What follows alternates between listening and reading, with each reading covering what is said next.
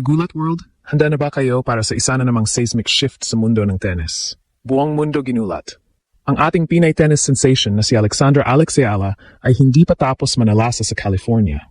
Matapos ang kanyang makasaysayang singles run, sasabog naman siya sa Indian Wells WTA 1000 doubles kasama ang kanyang partner na si Iva Jovic. Mamaya, March 8 at 6:30 ng umaga Philippine time sa Stadium 6, haharapin nila ang dambuhalang hamon ni Jelena Ostapenko at Hailey Baptiste. Bakit ito tinuturing na popcorn match? Dahil ang Ella Jovic duo ay fresh mula sa kanilang Auckland Magic kung saan ginulat nila ang mundo matapos itumba ang mga alamat na sina Venus Williams at Elina Svitolina. Ngayon, kalaban nila ang dating doubles number 1 na si Ostapenko. Pagamat ang odds ay pabor sa mga veterano, narito ang ating fearless forecast. Ayala and Jovic will win in 3 sets.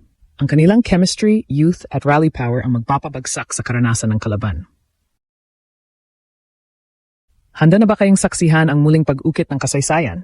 Laban, Pinas. Isipin mo, isang 20 anyos na Filipina at isang 18 anyos na American rising star muling magsasama para hamunin ang reyna ng Latvia. Buong Indian Wells ginulat sa balitang magre-reunite sina Alexandra Ayala at Iva Jovic para sa doubles draw. Ito ay hindi lang basta laro. Ito ay isang unexpected triumph na naghihintay mangyari. Online pre-match hype is wild. Ang mga fans ay ramdam na ramdam ang buzz sa reunion na ito, lalo na't alam ng lahat ang bagsik ng tandem na ito sa court. Dito nagsisimula ang kwento ng kanilang pagkakaibigan at paglalakbay. Si Alex Ayala, pitpit ang dugang Pilipino, ay dumaan sa matitinding pagsubok, mula sa injuries hanggang sa pressure ng pagiging mukha ng tennis sa kanyang bansa. Pero noong Auckland 2026, nakita natin ang milagro. Teaming with Iva Jovic, ginulat nila ang mundo ng talunin nila sina Venus Williams at Elina Svitolina, 7-6, 6-1. Ang chemistry ni Ayala at Jovic ay parang hand in glove. Ang lefty precision ni Alex at ang aggressive baseline play ni Jovic ay swak na swak sa mabagal na hard courts ng Indian Wells. Ngunit hindi magiging madali ang daan. Sa kabilang side ng net, nakatayo ang Latvian Grand Slam winner na si Jelena Ostapenko. Siya ay isang doubles beast na may 12 titles at dating number 1 sa doubles ranking. Kasama niya si Hailey Baptiste, isang American power hitter na may matitinding serves. Ang Ostapenko-Baptiste tandem ay bit-bit ang karanasan at lakas. Gayunpaman, ang volatility ni Ostapenko sa ilalim ng pressure at ang inconsistency ni Baptiste sa big stages ang nakikita nating butas na pwedeng pasukin ng ating pambato. Ang journey ni Alex ay refleksyon ng Pinoy resilience. Ang bawat pagkatalo sa nakaraan ay nagiging gasolina para sa pag-asa na ngayon. Ang pre-match tweets ay puno ng optimismo. Supporters are sharing how the Auckland win inspired a new generation of players sa Pinas. Ang conflict ay ramdam. Career pressure para kay Alex sa kanyang Grand Slam goals versus national pride na bit-bit niya sa bawat doubles match. Pero sa Stadium 6, ang kaba ay mapapalitan ng hiyaw ng pagkakaisa. Continuing the explosion. Global impact detonating. Ang Ella Jovic versus Ostapenko-Baptiste matchup ay tinuturing na viral gold. Ang pagkapanalo ng ating pambato ay hindi lang ranking boost. Ito ay yayanig sa tennis hierarchy. Ini-inspire nila ang mga kabataan worldwide sa pamamagitan ng kanilang Filipino-American flair. Stakes are intensified. Ang estilo ni Ayala at Jovic ay subok na. Synced movements, kung saan si Alex ang taga-absorb ng power gamit ang kanyang elite returns, habang si Jovic naman ang taga-finish sa net. Pagamat matindi ang bombs ni Ostapenko at ang bilis ni Baptiste, sa mabagal na courts ng Indian Wells, ang endurance ng mga kabataan ang mangingibabaw. Career crossroads para kay Alex, binabalanse ang kanyang single surge habang bumubuo ng matibay na doubles reputation. Torn between personal breakthroughs and bansa expectations, si Alex ay lumalaban ng may puso. Pre-match reactions are raw. Ang mga fans ay overwhelmed sa excitement, tinataguri ang legacy starter ang pagkapanalong ito kung sakali. Habang ang ilang analysts ay pabor sa veterano, ang optimismo ay nananatili sa grit ng dalawang batang manlalaro. Good luck messages are flooding social media, turning doubts into belief.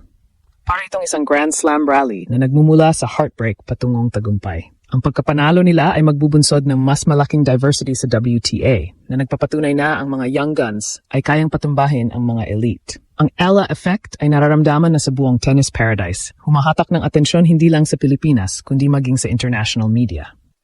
Isang panalo rito at posibleng makatapat nila ang mga top seeds gaya ni Mertens at Zhang.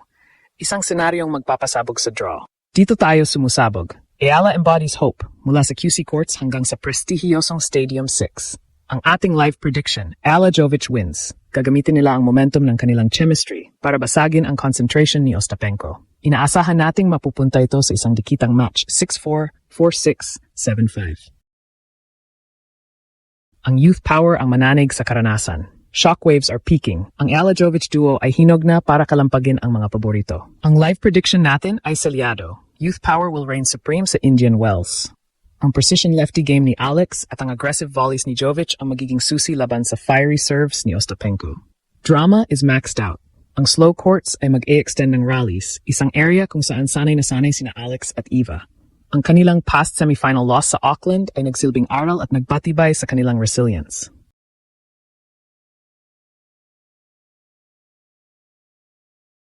Online emotions are at a surge of anticipation. Fans are hyped for the must-watch vibe and young versus experienced clash. Ang chemistry nila ay hindi matatawaran at ito ang magiging X-factor sa laban na ito. Ang victory na ito ay mag-i-elevate sa mga underdogs at magpataas ng visibility ng Philippine tennis worldwide. Si Alex, bilang simbolo ng grit na may dugong Pilipino, ay nagbubuklod sa milyon-milyong tagahanga. Mula sa heartbreak slumps patungo sa tagumpay, ang Grand Slam goals nila ay mananatiling buhay at nagliliyab. Dito tayo lumalaban. Si Alex ay patunay na kahit gaano kalaki ang kalaban, basta't may puso at tamang partner, kayang manggulat ng mundo. Ang bawat update, bawat puntos, at bawat sigaw natin ay bahagi ng kasaysayang isinusulat nila. Naniniwala tayo, lumalaban tayo, at sasabog tayo sa tuwa. Sa huli, ang Alexandra Ayala-Eva Jovic versus Jelena Ostapenko-Hailey Baptiste matchup ay isang epic na kalampag na yayanig sa Indian Wells. Mula sa shock matchup, career bond sa clash, hanggang sa global shakes at Pinoy unity. Ito ay kwento ng wagas na inspirasyon. Ang emosyon ay sumasabog mula sa hype at optimismo, ginagawa nating hope ang bawat heartbreak. Online vibe is clear. Belief in the upset is real. Ito ang gasolina ng ating legacy. Rally the nation. Ang ating mga pangarap sa Grand Slam ay naghihintay. Believe again. Ano ang magiging outcome? Isang dambuhalang tagumpay ang sasabog mamaya. Laban Alex, laban Pinas. Sasabog tayo ng sabay-sabay. Sa huli, ang paglalakbay ni Alexandra Ayala sa Indian Wells.